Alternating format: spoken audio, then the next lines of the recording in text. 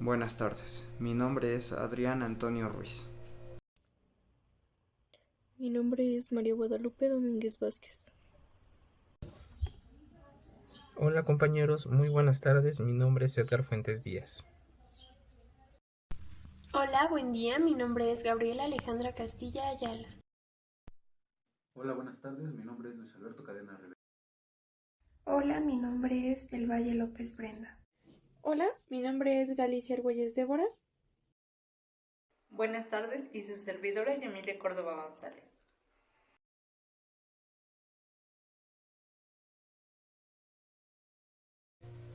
La época antigua comienza con el surgimiento de la escritura y termina con la caída del Imperio Romano de Occidente en el 476 después de Cristo y se divide en tres estados: el estado primitivo, el teocrático imperial y la ciudad-estado.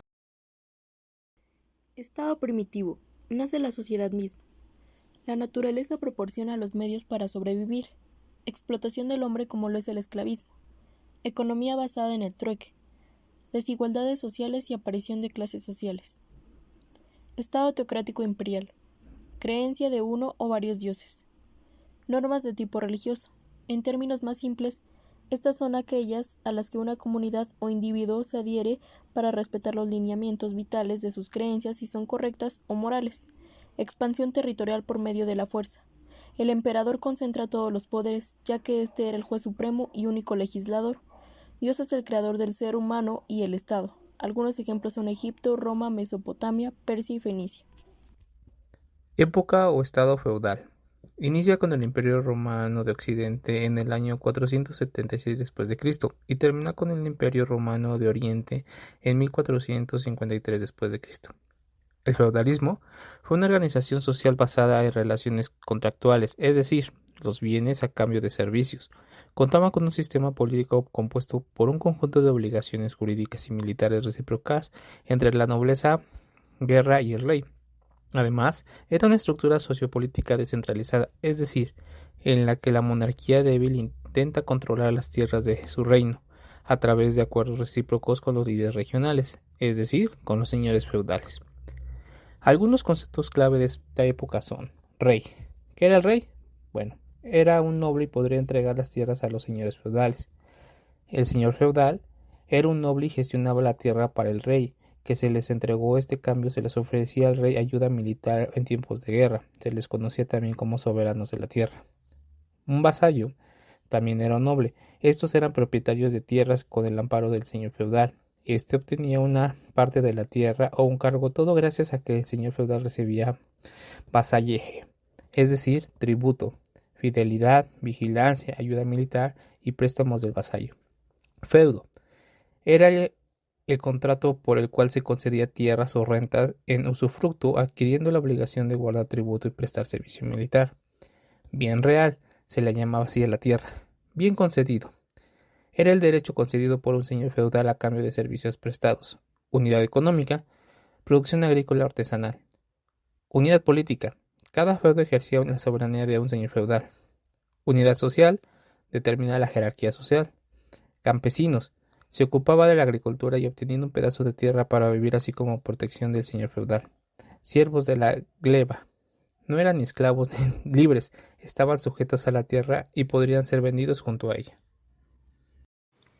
Algunas de las características más importantes del feudalismo son: la propiedad se concedía mediante juramento de lealtad y éste se convertía en vasallo. Autonomía económica y jurídica del señor feudal. La división de clases sociales, las cuales eran inmutables, es decir, no podían subir o bajar de categoría. Entre ellas encontramos a la nobleza guerrera, el clero, los vasallos, campesinos y siervos de la gleba. Existía una ausencia del poder político y central. Tendían a la autosuficiencia económica y creían que la vida era el tránsito hacia el camino verdadero de la felicidad eterna. Posterior a esta época encontramos a la Edad Media, la cual se dividió en dos grandes etapas: la Alta Edad Media, que surge del siglo V al siglo X y se caracteriza por una economía agraria y el apoyo del régimen feudal. Y la Baja Edad Media, que surge del siglo XI al siglo XV. Se consolida el feudalismo, resurge el comercio terrestre y el marítimo, estos como resultado de las cruzadas. También aparece una clase comercial, la burguesía. Aparecen las primeras universidades, además existe un aumento en la población e incremento de la agricultura, gracias a los nuevos cultivos. Existió también un progreso en la industria con el surgimiento de gremios, en el que los obreros y los patrones se agrupaban. Además, surge un desarrollo urbano y el feudalismo entra en crisis. Durante esta época existió una población que se agrupó en villas, en las afueras de las ciudades antiguas, arruinadas, a los cuales se los denominaba burgos. Ahí habitaban generalmente comerciantes e industriales, a los cuales se les llamaba burgueses. Estos dependían de un señor feudal. Sin embargo, con el paso del tiempo se fueron emancipando, puesto que compraron sus libertades o las conquistaron por la fuerza. Con el apoyo de los reyes se favoreció dicho movimiento y así se logró abatir a la nobleza feudal.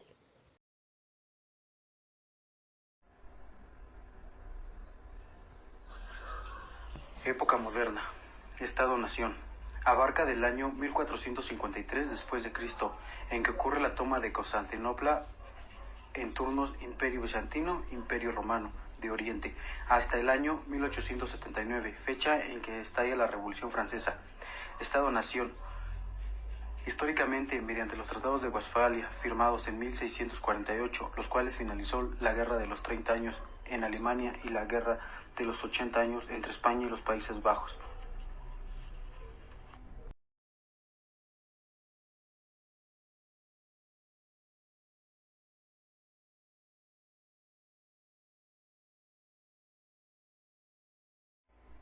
Características del Estado moderno. 1. Sentido antropocéntrico de la vida, es decir, el hombre es el centro de la vida. 2. Carácter individualista del hombre moderno, el ser humano se vuelve egoísta. 3. Encubrimiento de las monarquías absolutistas. Te permito a todas las clases apoyar la monarquía con un posible remedio de sus males, y los burgueses ricos y cultos y con ambiciones políticas fueron los que apoyaron con todos sus recursos a su encubrimiento. 3. Proceso artístico, literario y científico. 4. Fue el impulso del Renacimiento, un movimiento intelectual y artístico del siglo XV y un periodo de transición entre la Edad Media y el inicio de la Edad Moderna.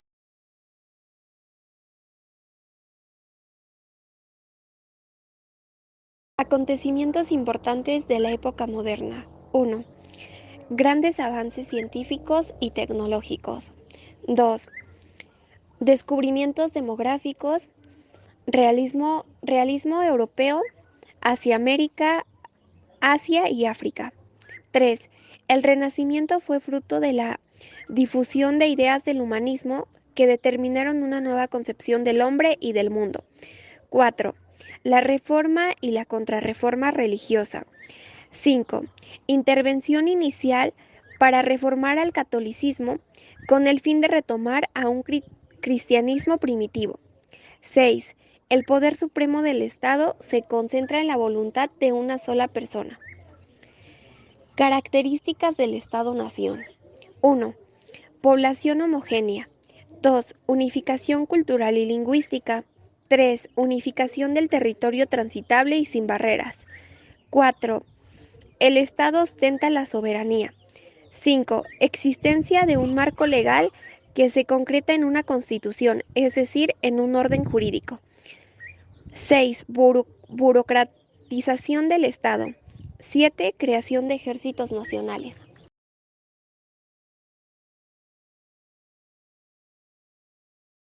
El Estado continente surgió en la Edad Contemporánea y este inició con la Revolución Francesa en el año de 1789 y prevalece hasta nuestros días. Su inicio fue mareado por la corriente filosófica de la Ilustración. La Revolución Francesa fue un movimiento social y político y económico que a finales del siglo XVIII cambió el sistema de gobierno monárquico por el republicano, mediante las ideas de libertad, igualdad y también fraternidad. También se le conoce como Revolución Burguesa Liberal porque fue esta clase social lo que llevó adelante este movimiento, desarrollando un conjunto de libertades de las personas como individuos y del individuo en sociedad. Ilustración.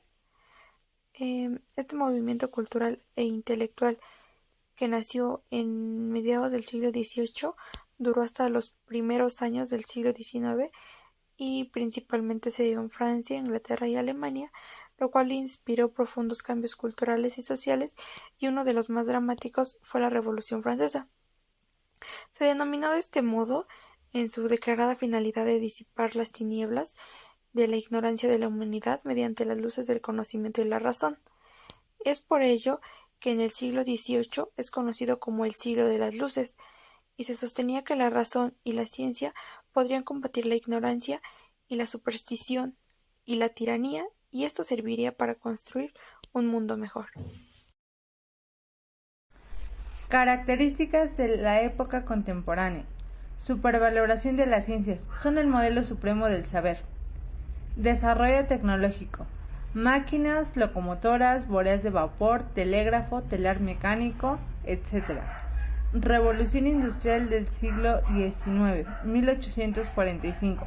Es un conjunto de transformaciones técnicas y económicas que se caracteriza por la sustitución de la energía física o por la mecánica de las máquinas, es decir, el cambio de la producción manufacturera por la fabril.